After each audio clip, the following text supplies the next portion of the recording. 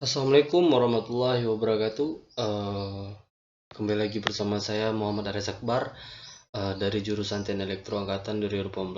Baiklah, kali ini kita akan membahas tentang sinyal continuous time dan sinyal discrete time (DT). Kita akan membuat suatu sinyal atau sampel dari sinyal continuous atau CT continuous time ini dan sinyal discrete time DT. Di sini jadi perbedaan dari kedua sinyal ini adalah di mana sinyal CT dapat kita lihat di sini, sinyal CT memiliki bentuk di mana seperti gelombang yang dimana hasilnya itu bergantung pada setiap waktunya. Kemudian sinyal DT dapat kita lihat di sini, hasil dari bentuk gelombangnya itu, bentuk dari hasil sinyal DT ini terdapat titik-titik yang bergantung pada jumlah sampelnya. Kemudian di sini ada rumus atau ada persamaan omega yang dimiliki continuous time dan discrete time, di mana omega pada continuous time itu adalah 2πf, di mana berarti continuous time atau CT ini dipengaruhi oleh frekuensinya, di mana satuan dari frekuensi ini adalah Hertz. Kemudian discrete time itu ada DT, di mana omega dari DT ini adalah 2πn, di mana n ini diibaratkan adalah sebuah sampel, banyaknya sampel. Baiklah, kita langsung saja masuk ke Python untuk membuat bentuk sinyal dari continuous time atau CT dan discrete time atau DT. Baiklah, kita masuk ke Jupyter Notebook.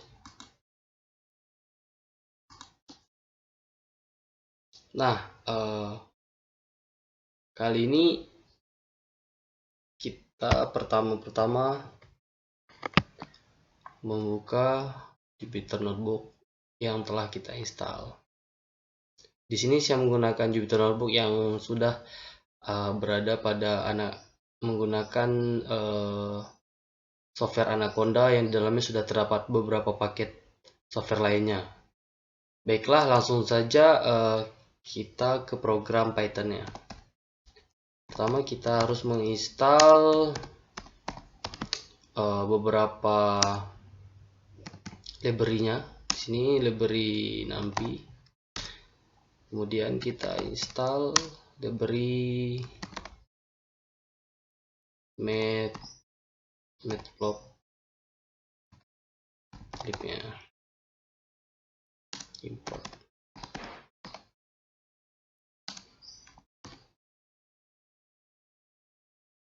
pyplot plt. Kemudian kita masukkan library maths-nya atau perhitungannya. Add import p. Kita run. Apakah akan terjadi error? Baiklah, dilanjut. Di sini pertama itu kita harus mencoba untuk menggunakan sebuah persamaan untuk mencari nilai dari nilai dari continuous time dan discrete time-nya. Di sini kita akan menggunakan sebagai contoh itu persamaan, yaitu y sama dengan a. Kita pakai kosinus saja ya. Kita menggunakan kemudian omega dikali t ditambah fase. Sini kita akan menggunakan rumus yang ini untuk mencari kedua bentuk sinyal tersebut. Kemudian di sini omega yang kita pakai di sini adalah omega dari sinyal continuous test dan sinyal discrete time. Di sini yang pertama itu omega, sesuai rumus yang tadi, omega yang pertama itu adalah 2 dikali P dikali F. Ini adalah rumus yang pertama ini ada rumus omega untuk sinyal continuous stem. Kedua itu ada kita rumus discrete stem atau DT. 2 dikali P dikali N. N ini adalah sampel dari discrete stem. Baiklah, kita langsung saja ke program. Yang pertama itu yang bakal kita buat adalah sinyal CT.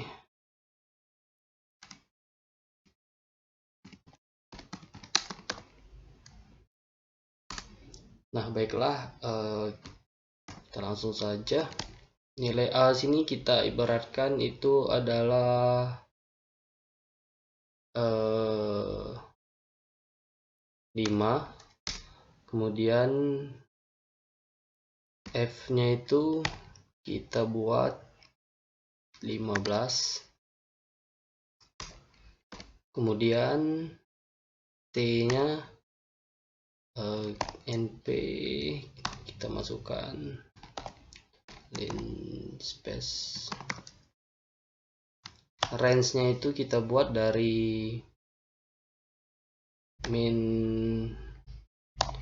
0,2 sampai kemudian 0,2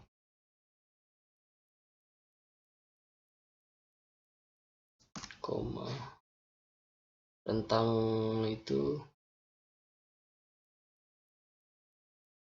kemudian banyaknya data jumlah data itu kita buat 60. Kemudian fase sama dengan kita buat 0. Nah, kemudian kita masukkan persamaan yang tadi sesuai yang kita cari. Sekarang kita mencari sinyal CT.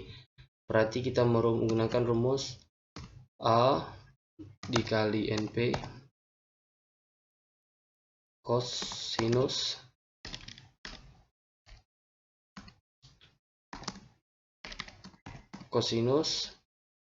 kemudian omega baik, berarti 2 ya, salah. 2 dikali P dikali F, karena ini kita mencari sinyal CT atau continuous stem, yang dipakai itu adalah frekuensi. Kemudian dikali T ditambah fase. Kemudian kita buat PLT plotnya, waktu, Y. Nah, kemudian kita beri titel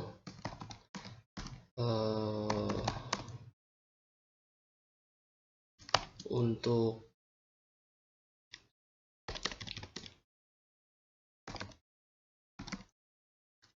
titelnya itu sini. Sekarang kita mencari sinyal CT.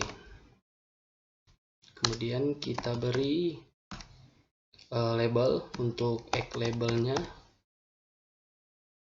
Untuk X labelnya itu adalah waktu dalam satuan second atau detik. Kemudian kita beri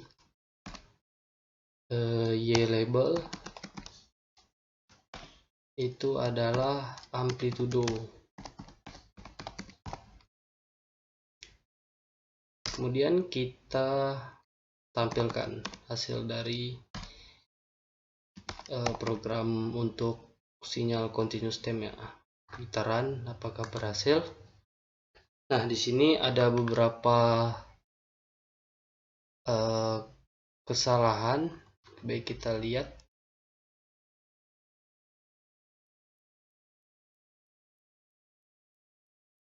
PT plot blok non.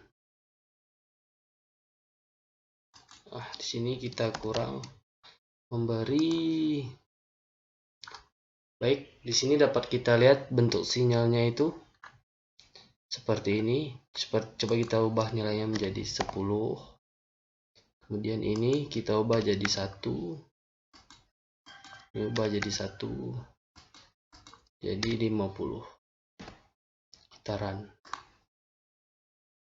Nah, di sini dapat dilihat bentuk dari sinyal CT atau continuous time seperti ini, membentuk gelombang. Nah, untuk mencari sinyal discrete time atau sinyal digital yang kita kenal, jadi sinyal CT ini atau continuous time ini kita kenal sebagai sinyal analog, bentuknya seperti ini. Kemudian untuk sinyal discrete time atau sering kita dengar sebagai sinyal digital, itu bentuknya akan kita cari dengan cara seperti kita copy rumusnya atau programnya, kemudian di sini frekuensi kita ganti dengan N atau sampling karena sesuai rumus dari omega dari si sinyal DT-nya. Di sini kita ubah.